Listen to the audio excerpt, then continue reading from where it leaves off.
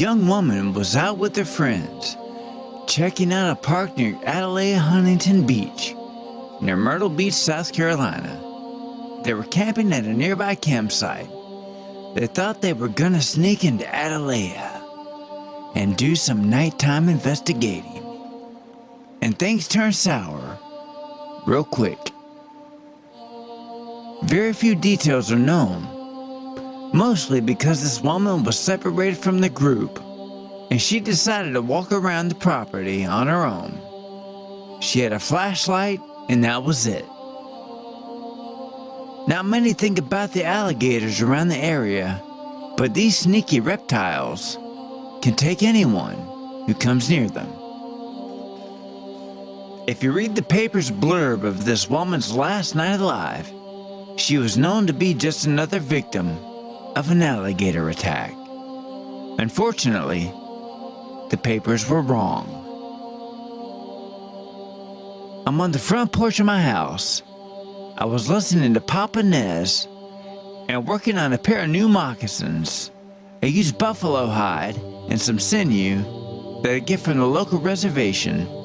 I learned these things from my family, but this I learned from a schematic that I bought in a native magazine a few years back. So how native am I? But I'm just zoning out, and I can hear the birds from a nearby tree that I just realized that they had a nest in, and I went to set up a bird feeder and a bird bath for them. But anyways, I was just having a good and peaceful time, and I hear the dreaded hooty macaw, that is the phone.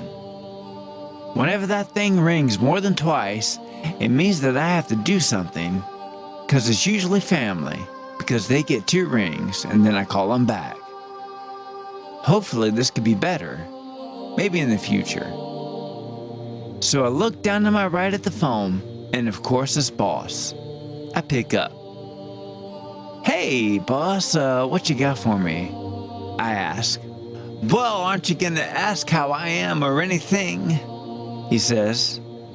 How you doing? I ask. I'm alright. I have this sciatic pain that stretches from my neck down into my arms. But enough about me. I have a story for you, he says and inhales in a deep breath. Yeah, well, what you got? I say nonchalantly. Okay, so this young woman, a Nancy Carmichael, and she was hanging out with some of her friends down near Myrtle Beach in South Carolina. And well, the papers say she was attacked tonight by an alligator. And so, well, I did some listening, and I heard a little bit more than what meets the eye with the footage that was found. So you know there has to be something, but wasn't an alligator attack. So I want you to do is head down there and get some contact with the attendant that did the autopsy and find out what you can. And from her friends too, you know. I also have some names, he tells me. Okay, well I'll head down and just send me some electronic mail and I'll dig up what I can. Oh, that's good, he says. And Kahl, try not to get arrested this time. Yeah, well, I'll do what I can, I say. So I hang up with him and continue the process at hand. I'll get the packing done after a while and get old Sally ready for the trip. I have several music mixtapes to get me through the 3 hours of riding on the open road. Sally is packed up and ready to go with a full tank of gas and a cup of coffee along with a thermos to get me through my ride. Granted, I'll have to make a pit stop or 2 along the way, but it keeps me up and awake. Before I head into the investigation, I usually have a hard time staying awake at times. So I depend on the wonderful coffee to keep me up and at 'em. Gaily bedight, oh gallant night, in sunshine and in shadow. Let's ride, boldly ride. So I head down 40 to 95 and take that into some back roads and down to 17 toward Huntington Beach. I brought my camping gear and I was ready to spend a few days investigating. I was on my own on this go-around, But I am sure Hulk and Lucy were doing fine. They can at least have a rest while I'm out and about, you know. By the time I get there, it was getting toward lunchtime, and I grabbed one of my pimento sandwiches that I had ready made. It sure tastes good, and wash it down with some citrus soda. I have ready in my cooler right next to me. Any good driver on a road trip knows to bring the best kind of snacks, just to keep the drive alive. Plus, it kills time while listening to music or audiobooks. I ride down the highway with the windows down, taking in the smells of the area and the ocean that occasionally whiffs a few scents of open sea air. I decided to go down to the hospital where the young woman's body had been taken to. I weaseled my way down to the basement where the woman's body was, and I asked the attendant, as if I were just another employee looking into a rumor, you know. From what I was told, and even got to see the body for myself, I will spare you the details of that event. But let me say, the young woman had no signs of a gator attack. She was attacked by something else. I rolled down to the campsite. After I head inside, I head out to where my campsite is, where it's circled in red on a small map. I set up my gear and I relax for a few minutes before getting the firewood that I brought with me out of the trunk. I chill and take care of a few things before hitting the investigation journey. So after I make sure my gear is ready and charged, I have my cassette tapes ready, I head out to the first place on the map. I try to keep a map and ledger so I know where I'm going on every investigation. I have my making camera and ready to get some photos of the area around. I walk into the entrance of Atalaya. Seems like I'm the only one investigating here, so I'm going to do some daytime investigating, okay? I break out my camcorder and EMF detector, and I just let her rip. I go from room to room and try to get some readings, and the EMF detector catches electromagnetic fields and lights up whenever some are present. I am asking questions and in hopes that someone or something will make some conversation. I walk down to each room and look around, soaking up as much as I can. The brickwork and mortar is amazing, and the courtyard is breathtaking. There are bars on the window, and as the bars are painted a teal green, or maybe a seafoam green, maybe in between. I head out to my right, and the first big room I get into is labeled the studio bedroom. I hover my EMF detector around the room and make my way down the hall to the secretary's office and across the hallway to the storage rooms. I do the same to each room and asking questions the whole time while I'm walking. I direct my question to the owner of this great castle, Mr. Archer Huntington, and his wife, for whom he had built this residential masterpiece. Miss Huntington came down with tuberculosis, and Archer built this place in hopes for a cure for her. The open layout and plenty of sunlight available was for her treatment. Hello, Mr. and Mrs. Huntington. I'm here to look around your fine home and wanted to see if anyone was out here. I wanted to ask you a couple of questions, if either of you are still here with us, I said aloud. I gave several seconds in response, and I kept my EMF searching the area around the room. I don't get any hits back, and it feels like the temperature has dropped a bit. This is pretty good, I think to myself. It's not even night and I'm already getting the feel of something. May not be anything, but I'm hoping at least to lay down some work and see if there's any spirits that will be willing to talk to me. As I continue from room to room, question after question, I decide to head out to the grounds and do more out there. Maybe I can catch some voices. Who knows? But I'm here to find out. I don't hear anything yet, so I have to just keep listening to the footage at another time. But I keep the questions coming and hoping for answers of some type. It seems very quiet and not even a blip on the EMF. I'll have to come back tonight. I head back to my campsite. I'm going to try to get some sleep and start up again in the early AM. I return to my site. I know it's mine because I have 2 neon green glow sticks that are dimly lighting the area. I get some more firewood that I have near the fire area and get another fire going.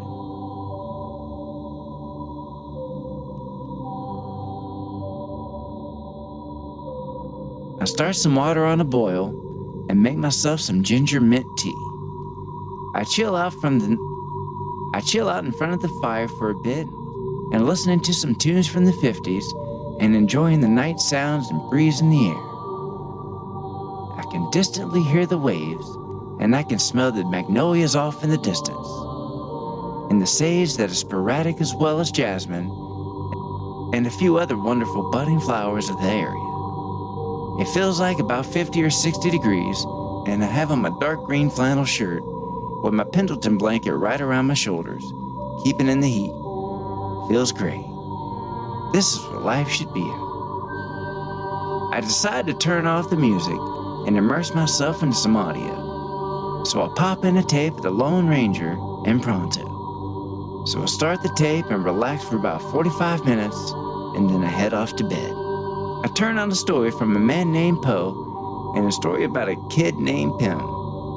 The sound of the lashing waves on the shore and the random bird in the distance lulled me to sleep, at least for a bit.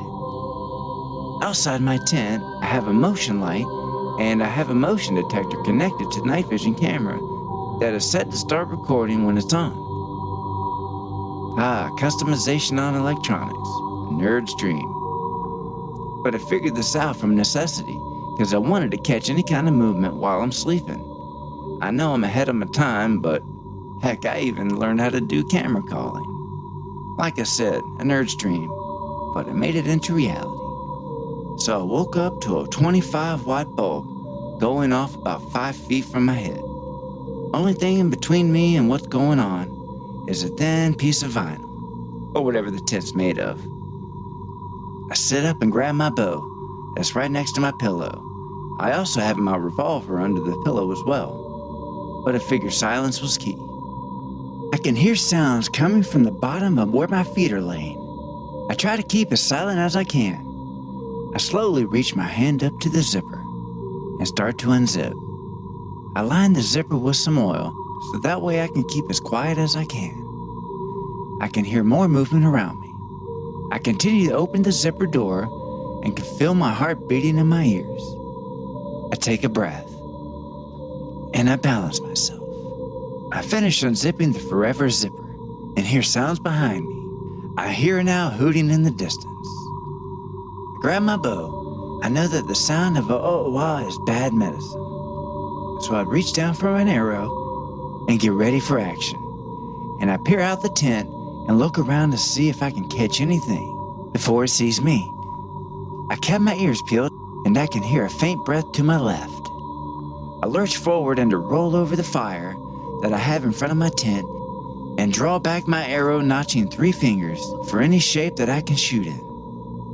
I see nothing and to circle around with the arrow pulled back a little further because of my nerves. I don't see anything, nor hear anything. I take a breath and listen for a moment. Then about what seems like 3 or 4 minutes, I hear something behind my tent zoom off in the other direction. The footsteps disappear into the ocean-filled night. I decided to go for a swim. My energy and body was wide awake and my soul was on fire with fight. But I decided to go down to the beach and take a swim. I slowly get out onto the beach and at a very slow pace made my way into the ocean. I was gonna wash myself for the night and chill out on the beach, just listening to the waves around me. I needed this. The last hour was just a little bit intense. And this tranquility around me was gonna take me back to where I need to be. I walked into the ocean and let the water rise above my head. I let myself float in the salty sea. After a while of washing away the day and night adventures, I swam in the glory of the ocean. As I lay on my back, I look up at the stars above and see so many more stars than there are back in the city. I forget how vast the stars seem to stretch. I slowly meander my way to the shore, walking left and right and left, and the sway of the crashing waves as they hit my body form in different directions. I sit down where I had dropped my towel, just sat there. I sit for about half an hour before I get up and head back to the tent. But before I head down to the tent, I went to the nearest shower and rinsed off. Being drained and worn down to a nubbin, I was walking slow and swaying slower. I looked at the phone. It took a few moments to rewind the footage. I could see the viewfinder on the camcorder, and I could hear a slight rustling in the bush and the leaves on the ground. I see a figure run past the camera, and I rewind the video to see it again. As I get near the marker of where the figure on the screen was, I paused, and I played it until it got into the frames.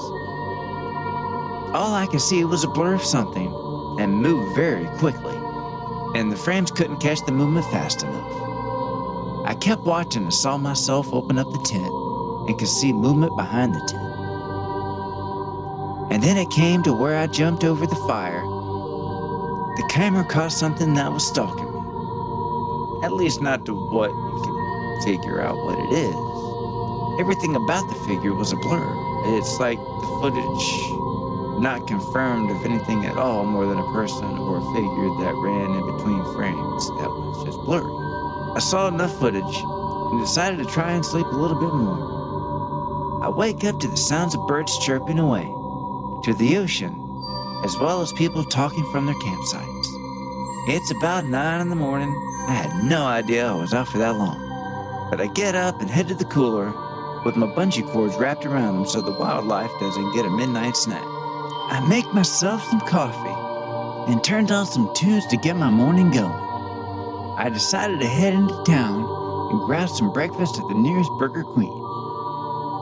After I ride around the Strand some, I go into the gift shops and nab a few things. I like getting these necklaces that are mass-produced, and it's usually the ones with the shark's tooth. I don't know why it's cool, but it is. After I hit the shops, I decide to head to North Myrtle and get some lunch up there. So I grab some food, and there are lots of popcorn, shrimp, and a gallon of tartar sauce is at my beck and call.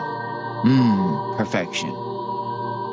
So while I was hanging out, I decided to go to the nearest phone and give Lucy a call. I dropped several coins in to make a long-distance call. You hear the ring and ring. Hello? I hear on the ear speaker. Hey, it's James. Call, I say into the receiver. She says, Hey, James, how's it going? Oh, it's going, I say, down here in Myrtle Beach at the banks of South Carolina. Oh, that's cool, she says. You want a story? She asks. Yeah, I want a story about a girl who was possibly murdered by someone out here. So boss wants me to cover it, and yeah, well, I've been eating a few local meals and doing what I can for the story. Yeah, but I'm also missing you too. Aw, she says over the phone. I hope you get to come out here soon and come visit me, she says. I sure hope so. If not, I'll make time in between investigations, I say. So we talk a little while, sharing our day's events and catching up with each other, and we finally say our goodbyes and hang up. On cloud 9, I walk to old Sally and get in and just sit for a moment and ponder over our conversation. I start the old girl up, and she roars to life. And I decide to head up the coast to North Carolina where they have these incredible donuts. After I spend the afternoon hanging out and walking around, I stroll back to the good old stand that takes me back to my campsite. I finally get to my site and start a fire, and think it's best to grab a few hours of sleep as the sun is setting and leaving enough orangish glow of the sun over the horizon. So I go to my tent and make sure I have the tools ready for anything, and I pass out a few moments after. My head hits the pillow. I wake up and it's dark out. My campfire is completely gone out, and there is only the stars above to light the night. I grab the nearest glow stick and break it, and an instant glow fills the faint dark. I head out of my tent and grab some firewood and start up a small fire, and then grab some glow sticks and set them off. So it's about 10:30 or so, and I'm gonna head back to Atalaya. I'm still a bit groggy at this point, but what the mountains do, I guess I'm reserve energy. After a while, I straggle to get my gear ready and to have everything charged and ready to roll.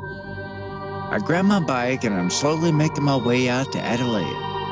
I have 2 military red lens flashlights hooked up to my handlebars on my bike. I threw my backpack on the back rack of the rear wheel and I'm ready to pedal on. I make my way down the trail and I see some lightning bugs sprinkling the darkness with their light green glow. I get closer to the entrance of the castle and I hang back a bit to see if there's anyone around this place. So I break out the binoculars and scan the area. Not a soul in sight.